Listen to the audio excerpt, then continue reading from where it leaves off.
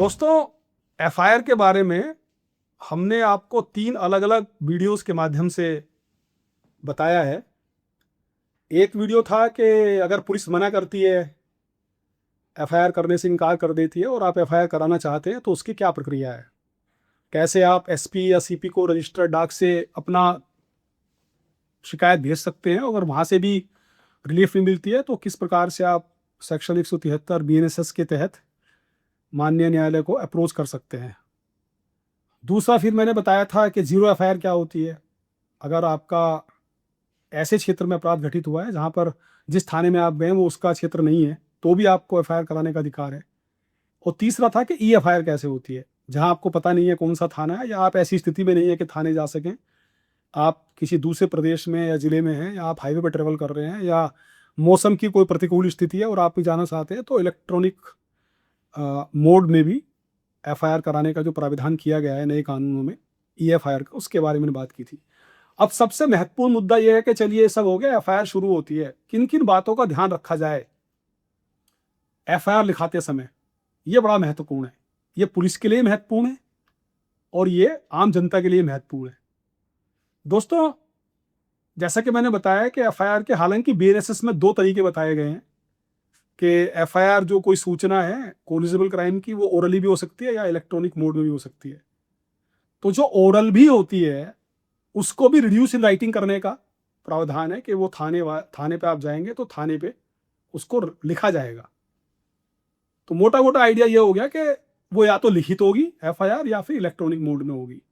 सवाल यहाँ पे ये है कि एफआईआर लिखाते समय किन किन बातों का ध्यान रखना है हमें। जो एफआईआर हम लेके जाते हैं कंप्लेंट, उसको पुलिस की भाषा में तहरीर कहते हैं। इस तहरीर में एफआईआर की जो सूचना है उसमें किन किन तत्वों का, किन किन तथ्यों का, किन किन बातों का समावेश कर दिया जाए कि ताकि एक अच्छा प्रोसिक्यूशन केस बिल्डअप हो सके। ये आम जनता के लिए बहुत ज़रूरी है, क्योंकि तमाम लोग हैं जिनको के एफआईआर के बारे में जानकारी नहीं होती, उनके साथ घटना होती है और वो पूरी तरह से उसको बता भी नहीं पाते हैं। और बाद में फिर आगे चल के जब इन्वेस्टिगेशन या और आगे चल के फिर जब ट्रायल की स्थिति आती है तो कुछ ऐसे तथ्य होते हैं जो उनको लगता है कि ये तो मेंशन करना चाहिए था लेकिन नहीं कर पाए। पुलिस के लिए भी ज़रूरी है, क्योंकि पुलिस बेसिकली समाज की तरफ से, शासन की तरफ से एक प्रोसिक्यूटर का काम करती है। तो मजबूत एफआईआर जिसको हम कहते हैं, मजबूत तहरीर लिखाया जाना प्रोसिक्यूशन स्टोरी के लिए भी उतना ही ज़रूरी है और ये माननीय न्यायालयों के लिए भी ज़रूरी है, क्योंकि जब एफआईआर अच्छी होगी, वेल वर्डेड होगी, सारे फैक्ट्स उसमें होंगे, तो उसमें भ्रामक स्थितियां कम उत्पन्न होंगी और न्याय को सुलभ बनाने में न्यायालय को भी मदद मिलती है। चलिए बात करते हैं कि क्या क्या बहुत छोटी छोटी सी टिप्स है इसके बारे में। देखिए, अपराध जो होता है समाज में, उसके कुछ कारक हैं। कारक का मतलब है कि कुछ एलिमेंट्स हैं जो अपराध, जिनको जिनको पूरा, जिन शर्तों को पूरा करके हम अपराध को परिभाषित करते हैं। जैसे किसी भी कृत्य को अपराध सिद्ध करने के लिए सबसे पहले मेंसरिया होना चाहिए। मेंसरिया मतलब गिल्टी माइंड। गिल्टी माइंड मतलब दिमाग में कोई ना कोई ऐसी मंशा, दुराशय, आशय जो कि ये इंडिकेट करती हो, सिद्ध करती हो कि इसका अमुक अपराध करने की मंशा थी। और दूसरा, हम मोटी मोटी बातें कर रहे हैं, दूसरा होता है एक्टस रियस, कि इन परसुएंस ऑफ दैट मेंस रिया, उस दिमागी कंडीशन गिल्टी माइंड के परसुएंस में कोई एक्टस रियस हुआ, कोई एक्चुअल कोई कार्य हुआ, कोई कृत्य हुआ जो कि कानून की परिभाषा में अपराध परिभाषित किया हुआ है। दोनों मिलके बनता है अपराध, ऑफेंस। तो उस ऑफेंस को हमें सिद्ध करने के लिए जो सबसे पहली सीढ़ी है वो एफआईआर है।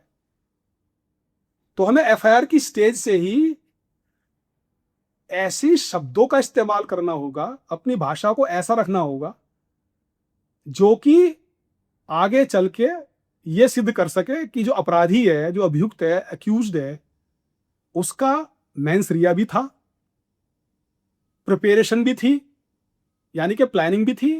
प्लानिंग के सबसे पहले हुआ मेंस रिया, मन में एक विचार आया अपराध करने का, उसके बाद प्लान करना शुरू किया, हाउ टू डू इट, जब वो प्लान करना शुरू किया तो उसके एग्जीक्यूशन में प्रिपरेशन शुरू हुई, और उस प्रिपरेशन को जब एग्जीक्यूट किया गया तो वो ऑफेंस हो गया, एक्टस रियस हो गया। तो इन सारे ही इस घटनाक्रम को, इस पूरी चेन को, इस सिलसिले को हमारा जो सब्सटेंटिव लॉ है, जो वर्तमान में बीएनएस है, या जो बाकी भी सारे कानून हैं, वो चाहे स्पेशल जितने भी स्पेशल एक्ट्स हैं हमारे, उनमें कुछ शब्दों द्वारा क्लासिफाई किया जाता है। जैसे आप अगर कोई किताब खोलें या बेयर एक्ट खोलें कानून का, तो आप ये बहुत सारे शब्द पाएंगे, intentionally, knowingly, voluntarily, in furtherance of, इस तरह के आप उसमें बहुत सारे शब्द पाते हैं। तो हमें उन सारे शब्दों का इस्तेमाल एफआईआर से ही शुरू कर देना चाहिए। जैसे कि यदि किसी ने हत्या का प्रयास का अपराध किया है या हत्या कारित कर दी है, तो उसमें शुरुआत होनी चाहिए, अपना परिचय दिया कि मैं वादी या प्रार्थी फला फला, और मैं अमुक उसका निवासी हूं, और आज सुबह का ये घटनाक्रम है कि फला फला जो अभियुक्त का नाम है, जो अपोजिट पार्टी का नाम है। तो वहां पे शुरुआत कर दें। मैं उदाहरण बता रहा हूँ कि वहां पे जैसे हिंदी में अगर हम लिखेंगे तो उसमें लिखा जाए कि एक राय होकर। तो एक राय का मतलब होता है मीटिंग ऑफ माइंड्स, जो हमारा पहले सेक्शन 34 और 149 होता था, कॉमन इंटेंशन कॉमन ऑब्जेक्ट का।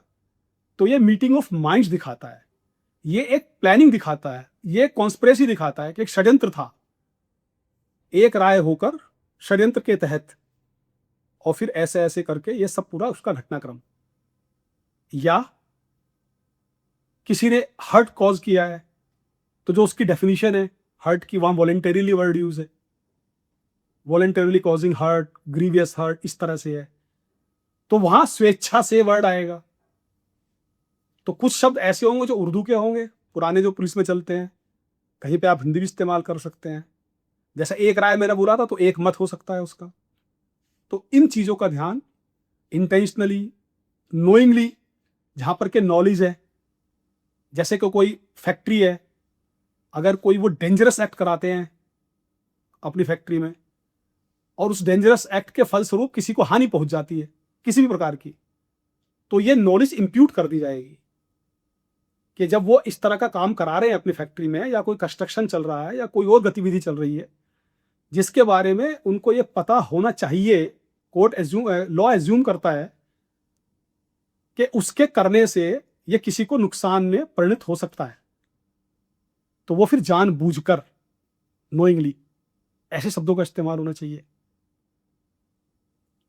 ये सारी भाषा की बात हुई। 2-3 टिप्स और है छोटी छोटी इसमें। यथासंभव प्रयास हो कि एफआईआर थोड़ा सा क्लोज ना करा जाए, उसको ज्यादा, थोड़ा सा ओपन एंडेड रखा जाए, ताकि उसमें बाद में प्रोसिक्यूशन को एविडेंस को डबटेल करने के लिए स्कोप बचे। जो 161 की जब इन्वेस्टिगेशन, जो पुरानी सीआरपीसी होती थी, जो अब 180 हो गया है, जब उसके बयान होंगे, 180 बीएनएसएस, जब उसके बयान होंगे और जब डॉक्यूमेंट्री एविडेंस प्रोक्योर किया जाएगा आईओ के द्वारा, तो उस एविडेंस को एडजस्ट करने की, यानी कि डबटेल करने की, उसमें फिट इन करने की गुंजाइश बची रहे, उतना ओपन एंडेड, लूज एंडेड वो होनी चाहिए। जैसे समय है, तो जब तक बहुत आवश्यक ना हो, कुछ ऐसे टेक्निकल मामले हो सकते हैं जहां पर के एग्जैक्ट समय देना जरूरी है, तो लगभग, अंदाजा, इस तरह से करके उसको लिखाया जा सकता है। इसके अलावा यथासंभव शॉर्ट एफआईआर लिखाई जानी चाहिए। एफआईआर में पूरा का पूरा एविडेंस डिस्क्लोज कर देना, या पूरी की पूरी प्रोसिक्यूशन स्टोरी को नरेट कर देना, ये एडवाइजेबल नहीं होता है। और सच्चाई जो वास्तव में हुआ है, वो घटनाक्रम जितना वो जानता है, जो कंप्लेनेंट आया है थाने पे, उसको बताना चाहिए। चूंकि वास्तविकता ये है कि हमारी कानून की प्रक्रिया इस प्रकार से पूरी उसकी संरचना की गई है कि सच्चाई ही सामने आ जाती है किसी ना किसी स्टेज पे, या तो इन्वेस्टिगेशन, या अगर इन्वेस्टिगेशन में कोई ओवरलुक हो जाता है तो फिर ट्रायल के स्टेज पे सच्चाई सामने आ ही जाती है। तो जो एफआईआर है वो सच्चाई के जितना नजदीक या सच्चाई ही होगी, उतना ही प्रोसिक्यूशन के सफल होने की संभावना बाद में बनी रहेगी। हाँ, कुछ ऐसे भी प्रकरण होते हैं जहां पर विशेषकर आर्थिक अपराधों के मामले में या किसी अन्य प्रकार के जांच पर के जांचोपरांत, जांच हुई, कोई कमेटी बनी, उसके बाद एफआईआर कायम होती है। तो ऐसे में क्या होता है कि एफआईआर का एनक्लोजर बना दिया था, पूरी पूरी जांच, कभी कभी तो सैकड़ों पेजों की होती है जांच, तो वो फिर जांच आखे एक तरह से एफआईआर हो जाती है, तो वो काफी डिटेल्ड एफआईआर हो जाती है। कभी कभी क्या होता है कि जैसे पुलिस अधिकारी अपने दफ्तर में बैठते हैं, जन सुनवाई करते हैं, जनता के लोग आते हैं, उनकी समस्याएं होती हैं, और ये बहुत कॉमन सी समस्या है कि साहब मेरी एफआईआर लिखी जा रही, वो एक प्रार्थना पत्र बनवा के लाते हैं, प्रार्थना पत्र किसी और के द्वारा ड्राफ्टेड होता है, उसमें इधर उधर की बातें भी डाल दी जाती है और काफ़ी लंबा कर दिया जाता है उसका, जिसमें कि कई बार रिलेवेंट चीज़ें शामिल नहीं हो पाती और इरेलेवेंट चीज़ें शामिल हो जाती है, और वो फिर जांच हुई, जांच के दौरान उसको प्रथम दृष्टया सही पाया गया, उस पर आदेश हो गया कि एफआईआर कर ली जाए।